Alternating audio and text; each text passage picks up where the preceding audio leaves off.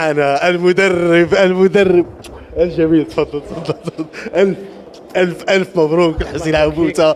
عارف ما عشته من لحظات صعبة قبل البطولة، بماذا تشعر؟ ماذا تريد أن تقول؟ الأردن في الدور نصف النهائي للمرة الأولى.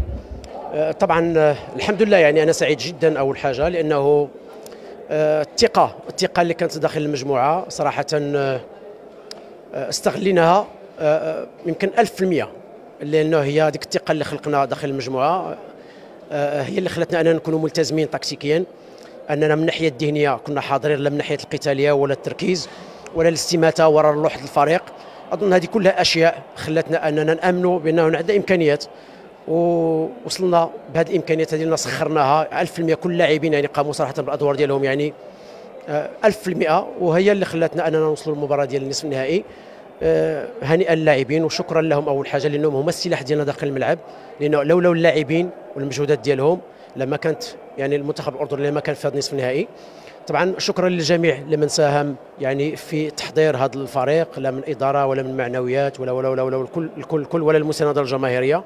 الحمد لله أنا أظن أنه استحقينا أننا نكون في هذا الدور، وحد أوفر للدور المقبل. بكل صراحة الحسين، هل توقعت الوصول إلى هذا الدور قبل البطولة بكل صراحة؟ لا طبعا لا، طبعا لا، لأنه احنا مرينا ببعض المشاكل،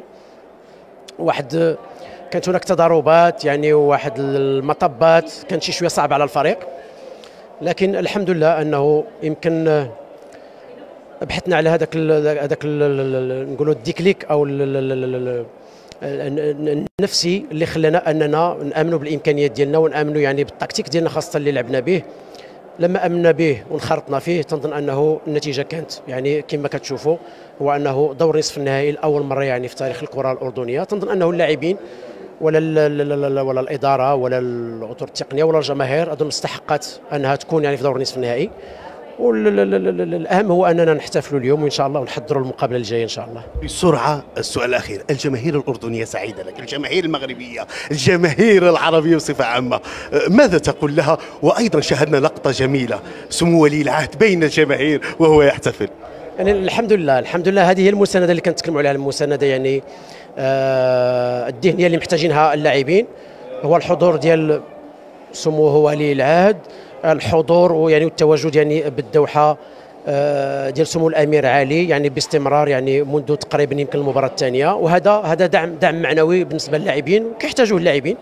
وطبعا انا قلت يعني جميع الشروط يعني توفرت، الحمد لله كان هناك انضباط تكتيكي، استماته، يعني سبورت معنوي من الداخل ومن الخارج، وهذا شيء جميل جدا.